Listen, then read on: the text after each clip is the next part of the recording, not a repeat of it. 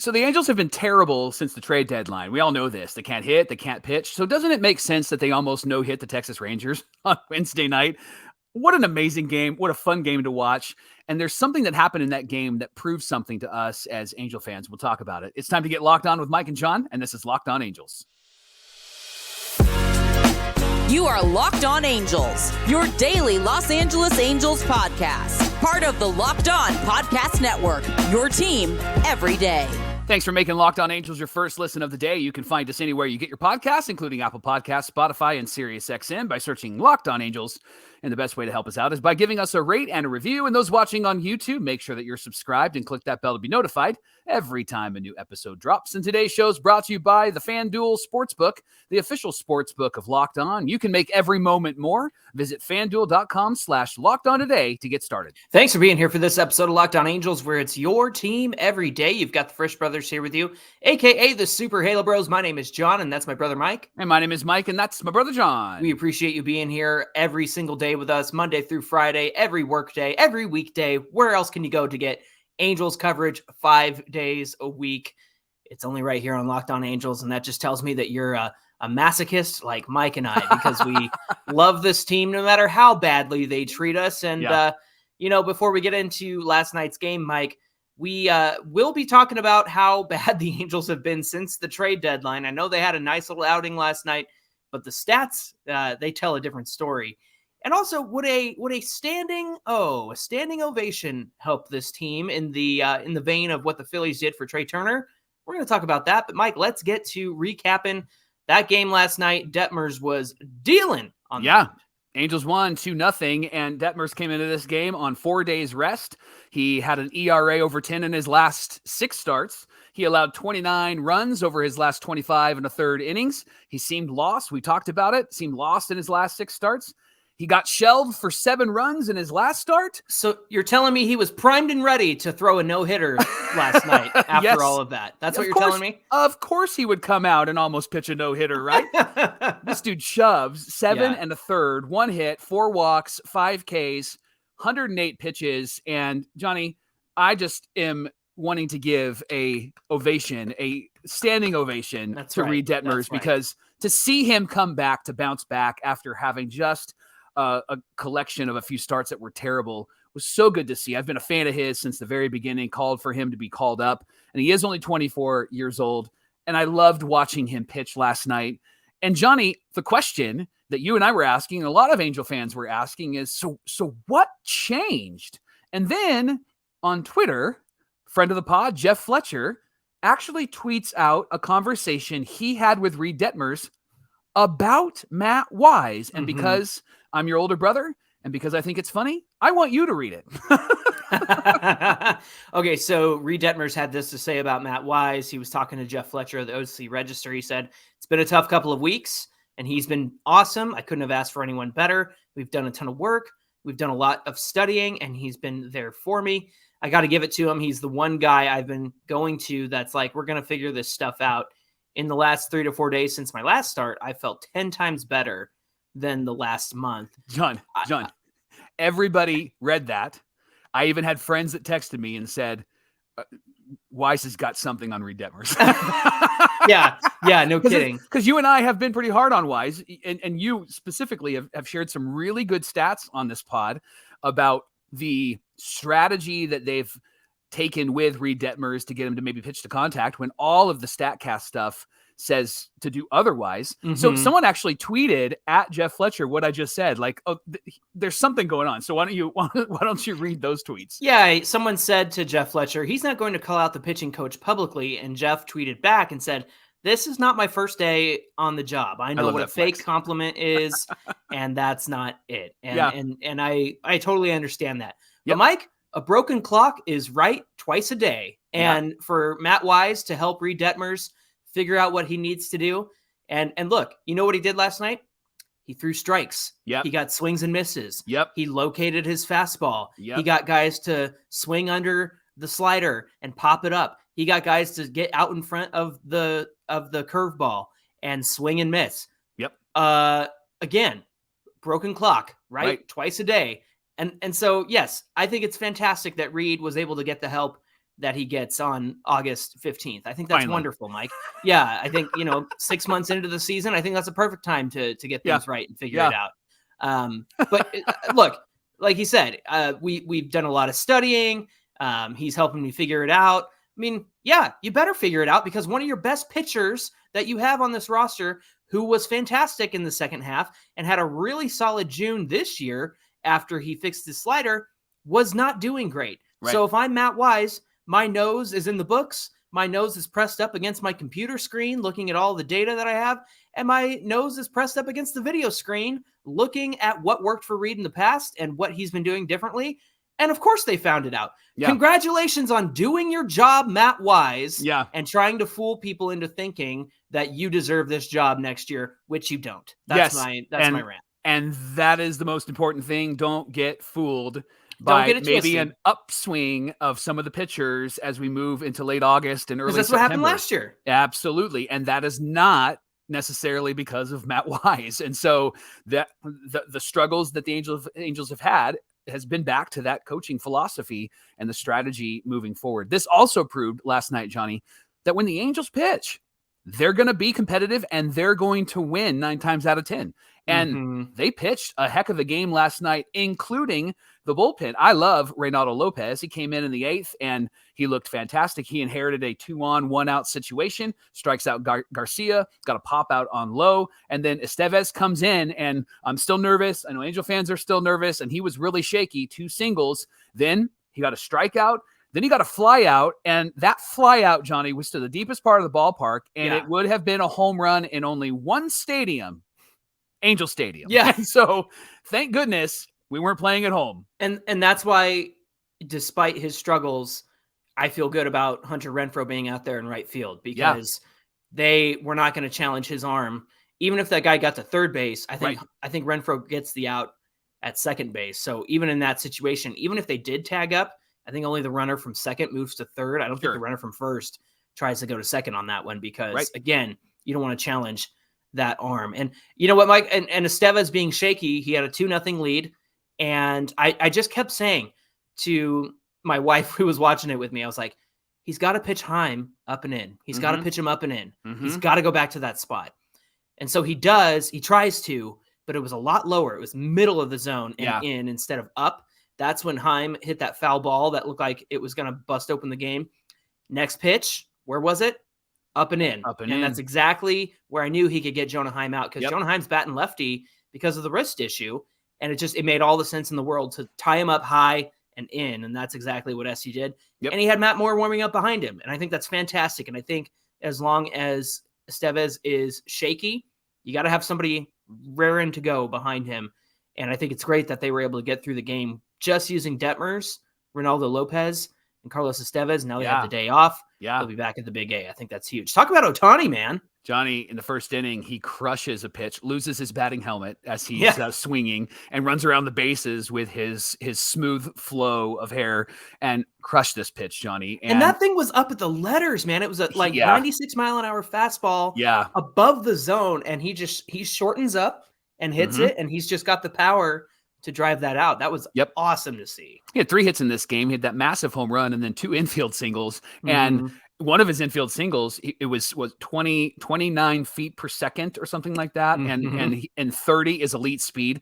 This guy's incredible, John. And we'll talk about him in one of our next segments. But 3 for 4, really looked great. And then Matt Thaiss hit that additional home run in the 9th, which was desperately needed. The ball found his swing path. I thought that out 450 feet. I thought. Well, am I wrong? Am I wrong? No, he has the same swing every time, and that ball was the same swing, and right in his zone, right? Yep, right in his zone. 450 feet.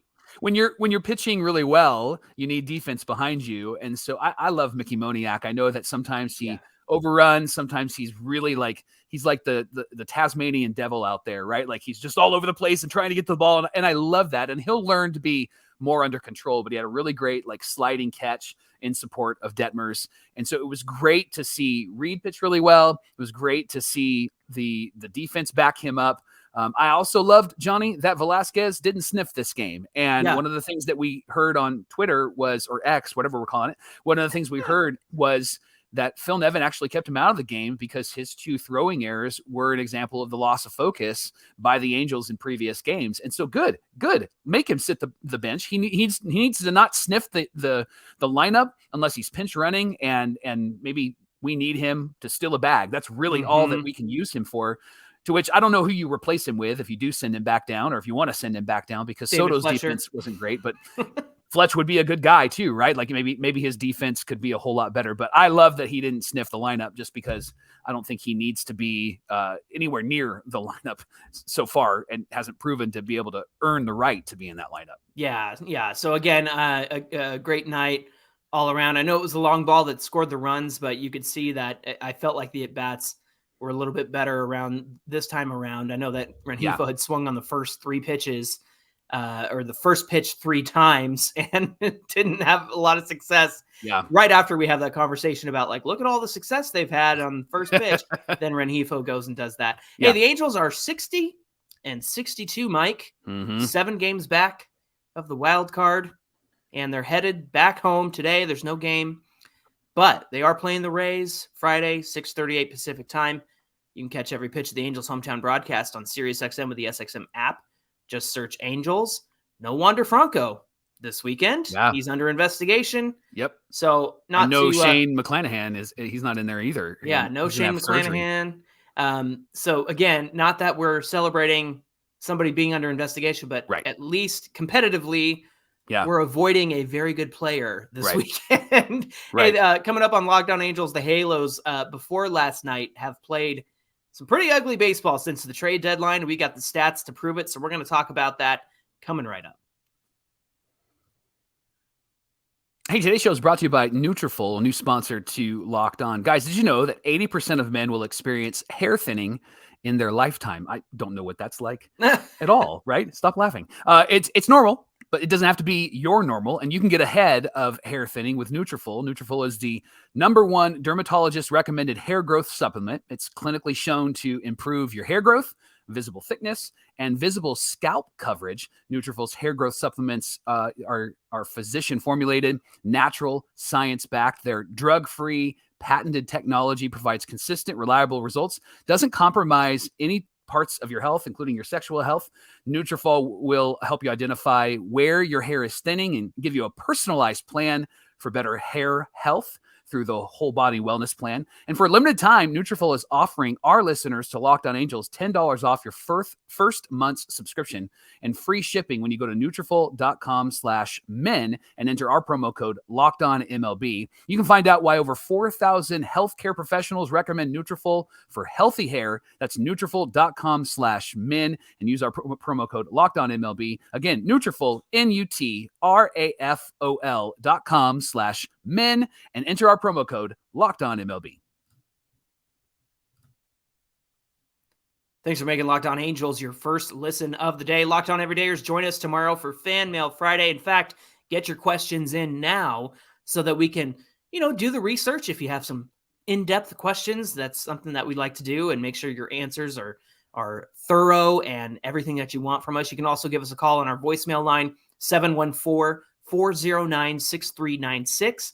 That number is in the episode description below as well. We'd love to hear from you. So get in our voicemail, get in our mentions on Twitter, and send us a DM if you'd like as well. We'd love to get your questions. For Fan Mail Friday, the Angels are back at it on Friday, 6:38 Pacific time against the Rays. They're back at the Big A, and we're looking forward to this weekend series. Kind of the last tough team, I guess, Mike, for the month. I know the Phillies. We got to go see the Phillies and whatnot, but I think for now, this has been a rough stretch, and so hopefully they can turn it around this weekend. You can check out every pitch of the Angels hometown broadcast on SiriusXM with the SXM app. Just search Angels. Johnny, the numbers never lie. I mean, we can lie to ourselves and tell ourselves, hey, the Angels are doing good and there's potential and all of those things, right? But the numbers never lie, and since the trade deadline, the Angels have been really, really struggling offensively and on the mound. And we've seen it, but we want to share, and I don't know why we're doing this to ourselves, but we're going to share the Angels numbers since the trade deadline, August 1st. So offensively, Johnny, here's where the Angels rank since August 1st, since they made the big trades and went all in. So their weighted runs created plus which league average is 100, which is a really interesting stat because it does measure the impact of a base runner, impact of a hitter, all of those things. The Angels have a 55 weighted runs created plus. They rank 29th in baseball. They have a 28.3 K percentage, which is 29th in baseball. They have a 5.1 walk percentage, which is 29th in baseball. 201 batting average, a 248 on base percentage, which ranks 30th. Both of those rank 30th in baseball. They have a 341 slugging, which ranks 28th. 11 home runs, 27th, which this is a home run hitting team. And they haven't really been hitting home runs, which is probably one of the reasons why they've been struggling to score runs. And then they rank 26th and 26th in RBIs and in runs scored. So that's kind of where they're at. If you're watching on the YouTube side, you can see all the stats on your screen. Johnny, unmute yourself and then tell me about the pitching staff. Yeah, the pitching staff has pitched to again, prior to last night's game, a 6.53 ERA, which is 30th in the league. Awesome. A 5.39 fielding independent pitching, which we call FIP. That's kind of like ERA, but what is in the pitcher's control themselves. So taking out errors and plays and things like that. They rank 28th, Mike. 122 strikeouts. That's good for third. We'll always have strikeouts, Michael. And then 66 walks. That's 30th in the league. And then a 1.67 home runs per 9, which is good for 25th in the league. So they're giving up about 1.5 home runs per game, essentially, with this team. Mike, that 55 weighted runs created plus means that they're 45% worse than league average. Yeah. They are not even playing average baseball. Yeah. They are below average baseball. And Feels so like we really needed that win last night. So yeah. There was a funny response to that tweet that said, these cherry pick stats don't mean anything and you know it. They don't mean anything. And I went, what? Like, is this a bit? Yeah.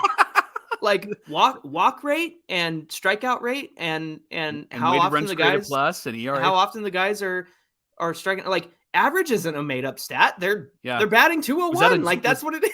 I'm legitimately asking, was that a joke? Were they trying to be funny? Yeah, I hope so, because noted Angels enthusiasts Mike and John, noted Angels suckers Mike and John are making up a narrative that the Angels are bad. That's what we do around here. You don't have to make up the narrative. No, right? we do not. The narrative we have to make up is that they're good. We don't have to make up the narrative that they're not playing well. Seriously. So, Mike, what is it here? Why have they struggled so bad since the trade deadline when, in theory, the team is better than they were before the trade deadline? Is it the chemistry? Is it the culture? Is it the fact that they had a really tough schedule since the beginning of August, like everybody was worried about? Yeah. It's one thing to be worried about playing tough teams. It's another thing to be like, they just shouldn't play. They don't play any games. Just don't show up. Right. Johnny, I think what happened this year was kind of put under the microscope in this last kind of run against these really good teams. Here's what I mean. Mm-hmm. Earlier this year, we would have maybe a tough series against a tough team, but then we'd follow it up with the A's. We'd follow it up with the Royals. You know what I mean? And of course, now we're not having that moment to breathe. And I think that a big portion of what we're seeing is that we just have played some excellent baseball teams with excellent coaching and excellent approaches and strategy. And you can see that with their pitching. You can see that with their hitting. We also have played some teams that made some really good moves at the trade deadline. Texas Rangers as an example of that. Astros as an example of that. Like, they filled their need in an excellent way. Now, that doesn't mean that Perry Minasian didn't do that. But I think what happened was when we played them, we found out that they have something that we don't. And I think that what they have that we don't is confidence. I just don't think that this team is confident in themselves. I don't think that they have the coaching around them that's helping them to be confident. I actually really loved the fact that Reid Detmers said something about Matt Wise and how he has helped him in the last 3 or 4 days, because That's the first time I've heard any sort of affirmation of any of the managers Yeah. outside No of kidding. some words about Phil Nevin. But I think that these guys are just really struggling with confidence. I think that they're struggling with the pressure of the situation. And I don't think that they have anybody coming in and helping them to navigate that well. I don't think that they have a coach or a manager that's giving them thoughts and help and strategy to prepare for it. I think that these guys that are on the bench are getting outmatched and outworked and outcoached by other teams. And you can see the philosophy all the way down to like the minor leagues and how it's impacted the Astros and the Rangers and other teams that has really not impacted the Halos. I also think injuries have been a big part to all of this. With Zach Neto out of the lineup, Zach Neto is the fire starter, the David Eckstein of this team. And so I think that those are the three factors that I've noticed. Have you noticed anything else besides what I've said, or do you think that we're hitting the nail on the head here? I mean, the team is just not as good as the teams they've been playing. They are not as good as the Braves.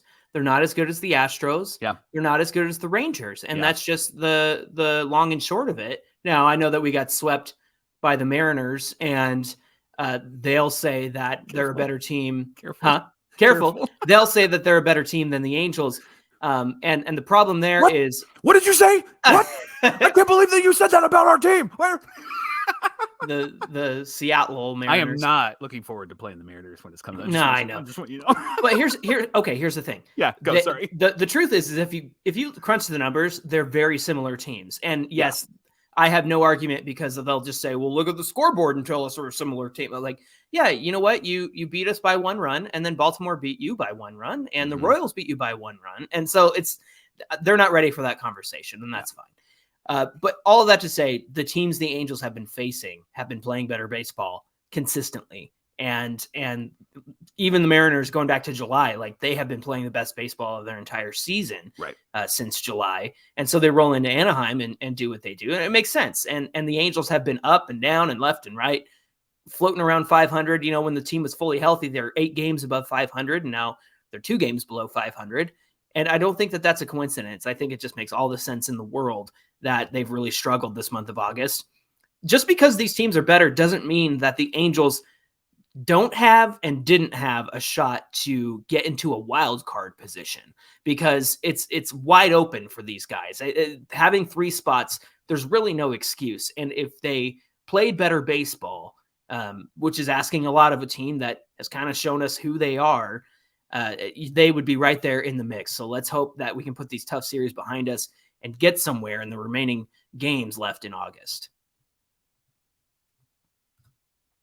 Hey, have you tried the Sleeper app yet? It's a sponsor here on Locked On Angels. Sleeper is fantastic. You can win up to 100 times on payouts, and it's a great fantasy app. All you have to do is choose 2 or more players that you like and decide if they're going to overperform or underperform in their stat categories, home runs, hits, strikeouts, those types of categories. And if you get your picks right, you can win big. Sleeper works really quickly too. Your entries can be made in 30 seconds or less, and there's safe and fast withdrawals and all payouts. You can download the Sleeper app today, and when you do, use our promo code Locked On at sign up, and you'll get up to a $100 match on your first deposit. You should check out Sleeper today.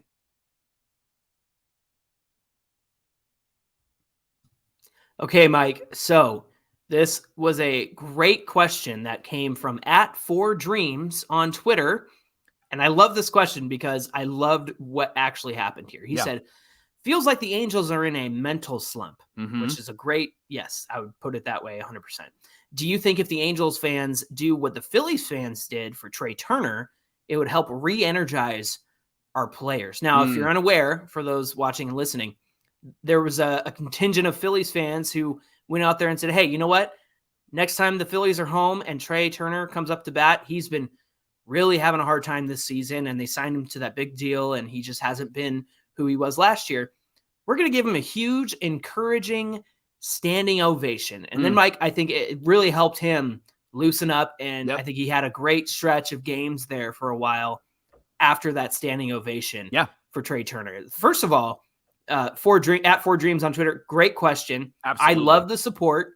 I think Angel fans have been supportive. They're still showing up. The attendance is strong. They're cheering. Hasn't been a lot of booing. I know there were some instances where there were some frustrating plays on the field that the Angels got booed for, but this feels like a whole team issue. So if we're going to do a standing ovation, it's got to be for everyone, doesn't it, Mike? Like, what do we do about that? Every time. That would actually be a really fun moment, I think, to have fans just every time we're standing on our feet. Johnny, if it helps, I'm down. Yeah. If it helps this team get out of their mental slump, I am so down. And so I'm thinking, like, who would we stand up for and cheer? I honestly, we're not sure what Shohei is going to do. So I think for the rest of the season, that boy needs to hear our cheers and our celebratory applause and our love for him. I think that we need to be chanting MVP when he gets up there. I think that we just need to give him all the love in the world. I would also stand on my feet for Moustakas and let him know that we appreciate how he has been playing for us. Matt Moore would be somebody when he comes in. I would stand on my feet. Now, I know that those guys aren't necessarily struggling. John, are there guys that are struggling that you think, man, if we got up and just started cheering really loud for them, that it actually would be beneficial for them? Yeah, I think Mickey Moniak comes to mind for me. That's a good one. Yeah, I would cheer that guy. He's easy to cheer for. I even think like Hunter Renfroe, as frustrating as he's been this season, like the guy could use a nice rally behind him. And then the starting pitching, Mike, I think like Detmers deserved what he got. Unfortunately, it was in Globe Life Field, but I know there were Angel fans there. Sandoval is another one. I mean, you're right. There are certainly guys who are deserving of it. Ohtani, Moose, Matt Moore, those guys locking it down. Carlos Estevez, after what happened, against the Mariners and then against the Giants, I think a show of support for him would be huge, and maybe it would help him gain his confidence and find it again. So I'm super down to do a standing O. Unfortunately, I won't be at the Rays games this week. And you and I are talking about maybe doing the Reds next week, which would be really fun. So if we end up doing that, we'll let you guys know. And if you're at the stadium at the same time as us, we'll certainly want to meet you and run into you and say hi. Sure. But yeah, if you're going to be at the stadium this weekend, and maybe we can get something going on Twitter with Locked On Angels as well. I think that'd be really cool. So, hey, why not? I think these guys deserve it. They deserve our support. And as frustrating as it's been this week, where it was like, do they even care? Do they care? Yeah. Well, I think it would be a big boon if they came home and we showed them like, hey, well, if you don't care, we care. So we're going to demonstrate that and show that to you this weekend. Be like Gloria Estefan and get on your feet. Oh, no. Hey, thanks for making Locked On Angels your first listen of the day.